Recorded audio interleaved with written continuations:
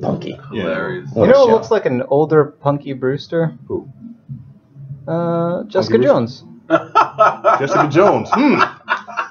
Well, on the point of shoddy segues, yeah, I'm going to give it to you because we do have to talk about Jessica Jones Season 2, the follow-up to the actually really successful Jessica Jones Season 1 that came out last year. We did a great review of it. But I mean, Yeah, that was like pause, hold on. We did a review of it where we gave it a great rating. That sounded like I was really...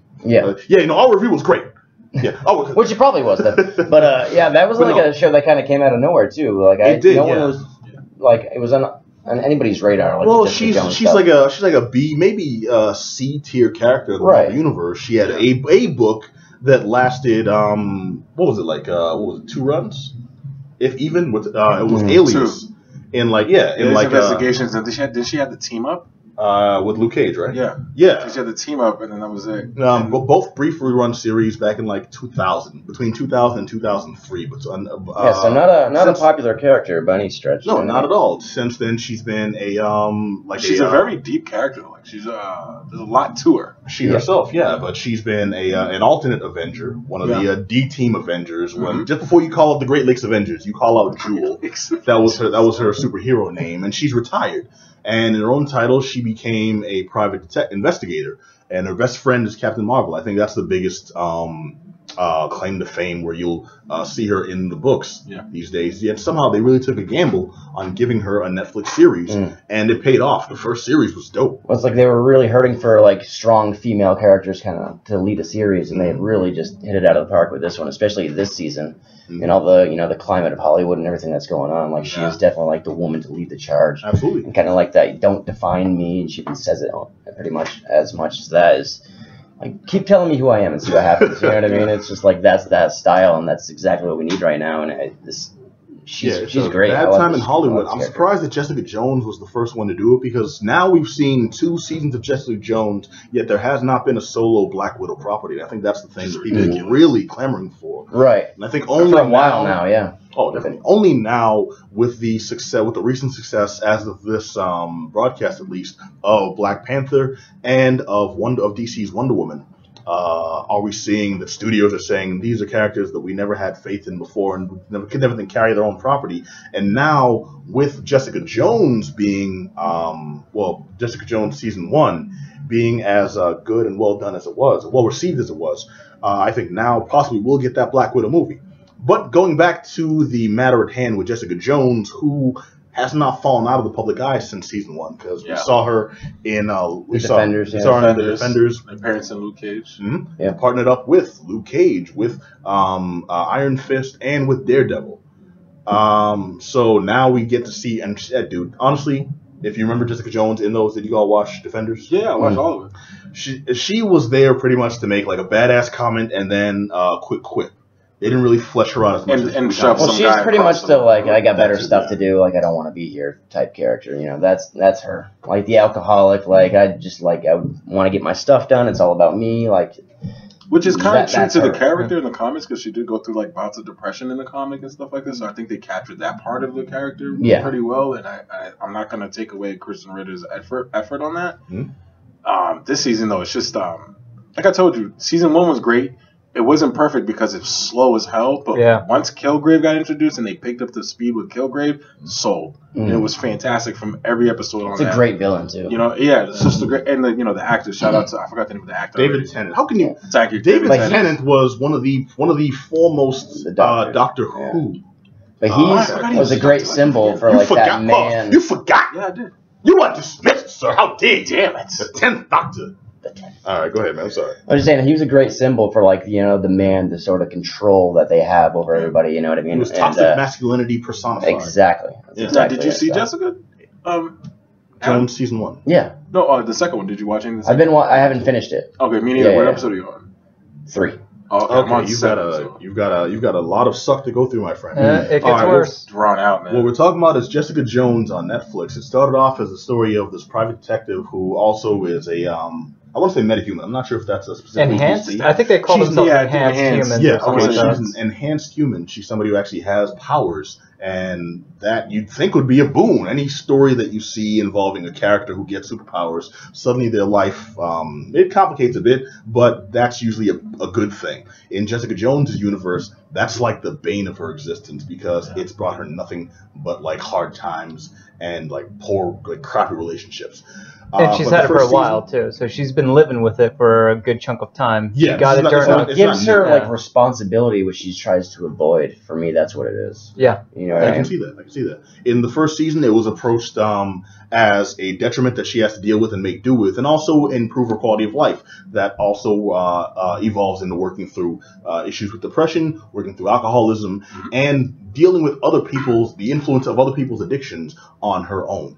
And also a lot of PTSD. It was a very, very intricate series. A lot of deep topics were covered, and it did a great job in presenting them with respect and realistic perspective. And in the end, even though it was slow, we got an ultimately good show. Now with season 2, Jessica's still dealing with the fallout from the events of season 1.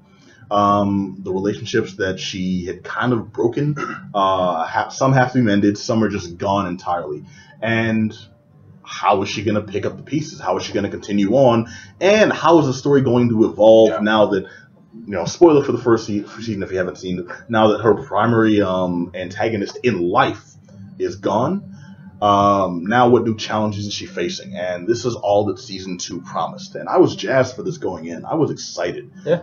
Because, dude, I really liked season 1. I was anxious to see, after Defenders, how they would continue her previous relationships, how the characters from the Defenders would factor into this new season. How would the relationship with Luke Cage affect her standing now that she's a more public figure? And how would she be able to continue her business? She's affected the lives of other characters in that world. How would they progress? And dude, I was excited. And I also got to say, just full disclosure, and you all let me know if I'm alone in this or not, I was very disappointed in how it panned out. Really? All right. Yeah. Well, Adam, you sound like you're different, man. What do you got? I mean, I haven't finished it. That's what I'm saying. Well, from what you've seen, lay it on us, brother. Like, it starts off all right. You know what I mean? It's promising. Like I said, I can't speak on the whole scope of it because I haven't got there, but it's There's no pot of gold at the end of the rainbow, man. Yeah, I guess that's what most people are waiting for. But maybe it's fitting to the character, though, you know what I mean? Because she is a very dark character. We talk about depression, the alcoholism, you know what I mean? Sometimes it's like everyone's like, oh, it's going to be okay. Like, no, maybe it's not. Yeah, you know what I mean? Maybe everything isn't sunshine and rainbows. Maybe just because you have these powers doesn't make everything okay. There's not someone to save you all the time. Mm-hmm. I'd probably actually like that more if she stays dark and stays, troubled. And I like her gritty attitude. I just disliked Ritta's performance this time around. I feel like she kind of checked out.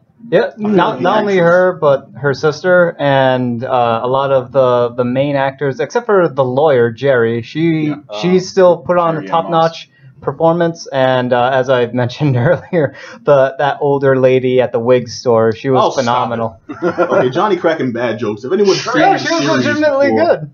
I actually liked it. Okay, all right. Small cameo, but it was good. Yeah, there was a lady, there was a wig store involved, and there was a decent performance there that lasted all of 17 seconds on camera. It was short. It was a very short scene. Yeah. But no, you mentioned Carrie-Anne Moss, they tried to give a new dimension to this character, and I think that's one of the main points that they dropped the ball. Because it's like they tried to, I feel they tried to give her an arc, and I can see how they tried to make her, one, antagonistic, then sympathetic. Yeah. Then around that third point, it's like vengeful, and then at the crux of it, she's pretty much a broken person that was completely unable to put the pieces back together. Yeah. And I'm like, I see where you're going with this, and if this was like, I don't know, Requiem for a Dream or something, that would actually be really powerful. But it's Jessica Jones. Lighten the F up and just tell us the story. And the whole thing is, it felt very out of place. Yeah, like you can't go too dark. You know what I mean? There was too much being done. Too many side stories. Yeah, too many side stories. And when the problem with that is, I don't mind side stories in certain movies in certain situations or series, or whatever. But it's when the side stories take away from the main. Right. And I got more interested in what happened to Jerry than I'm like, back to Jessica. Oh yeah, hurry up with that crap. I just want to see what happens to Hogarth. You know what I mean? Like, it was also the moment scene play that was happening where the dialogue exchange between characters felt so unnatural. Almost every single scene, it just felt stiff. With Ritter versus everybody else. Is that poorly written or is it like bad acting? I think it's the writing this time. Yeah, and that's the thing. Kristen Ritter is not a bad actress. No. You know, and the thing is, she seems kind of stock. Like, I don't think there's a lot of range there. She seems kind of portray the same. That's a great label. Stock was. Wait a minute, Jessica Jones was the range though, because before this, she hasn't really done like deep, broken characters. She was but she has this kind of the furrowed eyebrows, you know what I mean? Like the straight, like but she got that very blunt, Cupid doll nose, offensive. Man. You can't like. Oh, it's a sequel. You can't really change the main character. No, I'm just saying, like in other roles I've seen her, she kind of plays that like straight ahead, very blunt, almost offensive. Like if you want to get really deep with the dissection of it, it's like when you were talking about some of the stuff that's happening in Hollywood and how they addressed it, and they did. In their quasi way, if you remember some of the stuff that was happening with the director. Yes. So they addressed some of that stuff that was happening, but then she turns around and does like indiscriminate crap with the superintendent, and I'm like, but you just sat here and just like fought for this whole dialogue, the poor writing, man. Like, that's very poor writing. That's one problem with the show, and the first season, and I won't keep comparing it to the first season for my review. That's a shoddy way to look at it. I'm just making the point that the first season covered a lot of heavy topics and a lot of different points, and this felt more like they took the basis of that story and made a glorified soap opera where everyone in every scene is either having sex or doing drugs indiscriminately and kind of like out of the blue. It kind of earns my thumbs down because of that, and it hurts to do that because I was so excited for the season and I had such high hopes after season 1, which I thought was slow, was kind of a slog, but it all comes together towards the end. Yeah. And as I wrapped up Jessica Jones, I saw there's so little dimension to each of these characters where you think there would be. You think there would be just like depths. You think there'd be so much like more nuances to the performances, and then the material that they present would be like I expected a bigger payoff, a better payoff, a more well thought out payoff. And at times they introduce Foggy Nelson. He does nothing. You'd think you'd see more characters from the Defenders. You know, this is an established storyline that they've developed. We don't see any of that. They created a universe and they're not using it. Yeah, and that wouldn't be enough to like tank something. But the fact that I felt so let down by how cheap it felt. Yeah. You know, you mentioned there's a bit with the superintendent of her building where it's like there's a hate-love relationship. There's a hateful relationship, there's a loving relationship, there's a sexual relationship, there's a hateful relationship again, there's a loving relationship again, and the whole thing was, I don't know, man. It was not realistic for how normal people sort of operate. Now I get Jessica Jones as a character as a super person that has crazy abilities, and she has like very disturbing sort of emotional type of issues with her character, and that's fine. But to see like another character who I guess his backstory is not as normal as anything, but like he recognized early on that he needs to stay away from Jessica Jones, and things happen, and just how these characters sort of behave, and you could see it coming up like, oh, all right, I get it. Jessica Jones and this character, they're gonna bump uglies very, very shortly, and or at least establish a relationship. This is gonna be the long-term love interest. Yeah, and lo and behold, it actually does happen. Especially with this season, it's like an origin story. Like they're gonna basically tell you where she came from, how she got to be where she's at, but it was poorly done. Oh, very poorly done. Like you can't follow it. Like you're in episode 3. You're just starting to see the start of it, and it caught me for a second. I'm like, all right, I'm excited. I want to see like where this, because I know the origin story in the books. Like she was in love with Peter Parker. She met Peter Parker, and then the accident happened. So they follow it to a certain point, and then they deviate into their own Netflix world, which is fine. It was just poorly done. Like I couldn't follow. Like after episode 4, I fell asleep. Came back to it, and then poorly done. Like you were interested, I watched or it. like actually following is not that hard. Let me compound on that, because I know exactly what you're saying, and I think that I hypothesized a reason for that. I don't have any specific like the only evidence I have is that they made several changes to allow them to do different things in different parts of this universe. Jessica Jones in the comics, one of the things that affects her personality is, or I guess bounces off her personality and gives a good character dynamic, is her best friend is Carol Danvers, is Captain Marvel. But she's not introduced in this series. They replaced her with Hellcat, with Patsy Walker, her adopted sister, Trish. Right, yeah. And that's a completely different character in the comics. And what they've tried to do is they've tried to kind of mold the story so that relationship fits more. And that's one of the major tenets of her character in the comics. Like, that's what she bounces off of. And I think it's because they're doing the Captain Marvel movie. So they have to keep this character separate from the Netflix universe because it's going to be in the MCU. So they've done a lot of like tap dancing around there. Yeah, and the whole thing. It makes no sense. It's like you created the MCU for a reason, to bring in these extra B-list characters so you can make money off of them. You got a great relationship with Captain Marvel. Attach it to the Netflix universe.